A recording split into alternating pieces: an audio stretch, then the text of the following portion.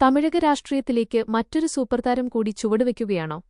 നടൻ ധനുഷിന്റെ പുതിയ നീക്കങ്ങളാണ് ഇപ്പോൾ തമിഴ്നാട്ടിൽ വലിയ രാഷ്ട്രീയ ചർച്ചകൾക്ക് തിരികൊളുത്തിയിരിക്കുന്നത്.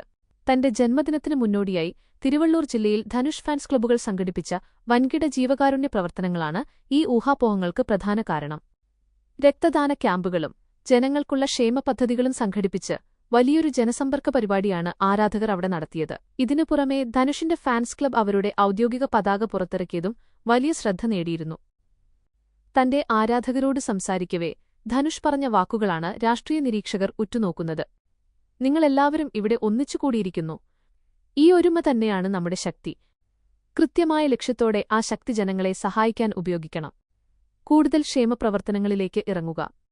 നിങ്ങളുടെ അയൽപ്പക്കത്തെ ആളുകളുടെ പ്രശ്നങ്ങൾ മനസ്സിലാക്കി അവരിൽ ഒരാളായി നിന്ന് അവരെ സഹായിക്കുക.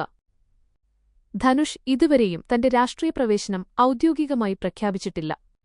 എങ്കിലും ഫാൻസ് ക്ലബ്ബുകളുടെ ഈ മാറ്റവും ജീവകാരുണ്യ പ്രവർത്തനങ്ങൾ വ്യാപിപ്പിക്കുന്നതും തമിഴകത്ത് പുതിയ ചർച്ചകൾക്ക് വഴിവെച്ചിരിക്കുകയാണ്.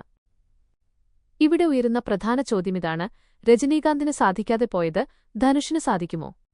2021 തിരഞ്ഞെടുപ്പിനു തൊട്ടുമുമ്പ് രജനീകാന്ത് രാഷ്ട്രീയ പ്രവേശനം പ്രഖ്യാപിക്കുകയും തമിഴ്നാട്ടിൽ ആത്മീയ രാഷ്ട്രീയം കൊണ്ടുവരുമെന്ന് പറയുകയും ചെയ്തിരുന്നെങ്കിലും പിന്നീട് അദ്ദേഹം ആ തീരുമാനം ഉപേക്ഷിക്കുകയായിരുന്നു.